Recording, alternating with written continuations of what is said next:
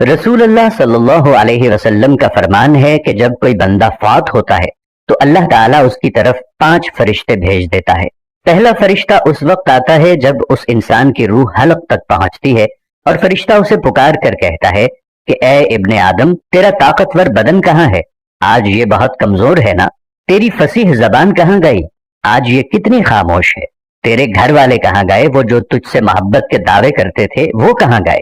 तुझे क्यों तन्हा कर दिया? फिर जब उसकी रूह कब्ज कर ली जाती है और कफन पहना दिया जाता है तो दूसरा फरिश्ता उसके पास आता है और कहता है, ऐ शख्स, वो माल कहाँ है जो तू सारी जिंदगी जमा करता रहा?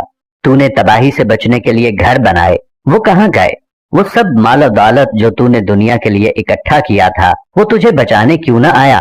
फिर जब जनाजा उठा दिया जाता है तो तीसरा फरिश्ता आता है और उसे पुकार कर कहता है कि आज तू एक ऐसे लंबे सफर पर जा रहा है कि जिससे लंबा सफर तूने आज तक नहीं किया होगा।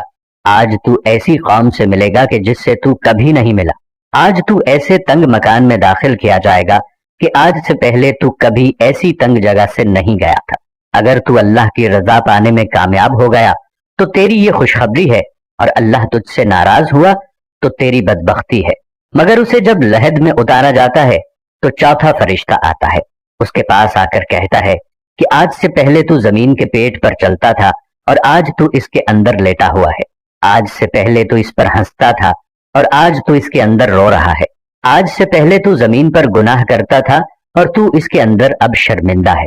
फिर उस पर कब्र की मिट्टी डाल दी जाती है और उसके अजीज, दोस्त, रिश्तेदार चले जाते हैं। फिर पांचवा फरिश्ता उसके पास आता है और कहता है कि इब्ने आदम, देख, तेरे सब प्यारे तुझे मिट्टी के अंदर दफना कर चले गए। तेरे पास कोई नहीं रुका, और अगर रुक भी जाता तो भी कोई फर्क ना पड़ता। तूने जो माल जमा किया था वो आज तेरे गैर इस्तेमाल करेंगे, या वो लोग इस्तेमाल करेंगे जो तुझे मिट्टी में दफना कर चले गए।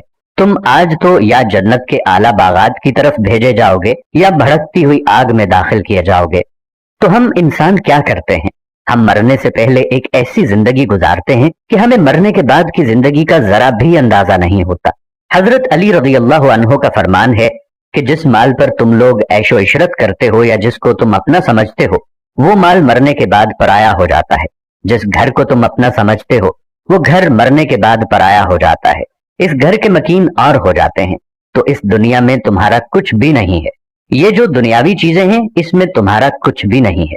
अगर कुछ तुम्हारा है तो वो है नेक अमल जो तुम करते हो और जो कयामत में तुम्हारे काम आता है। अगर कुछ तुम्हारा माल है तो वो नेक माल है जो तुम ज़कात, सदक़े, खैरात की सूरत में लोगों को देते हो। अगर कुछ तुम्हारा है तो वो नमाज है, रोजा, हज है, जिसकी नेकी तुम्हें कयामत वाले दिन फायदा देती है। तो प्यारे दोस्तों, हमने दुनियावी जिंदगी जीनी है या आखिरत की जिंदगी के लिए जमा करना है? फैसला आज आपके हाथ में है।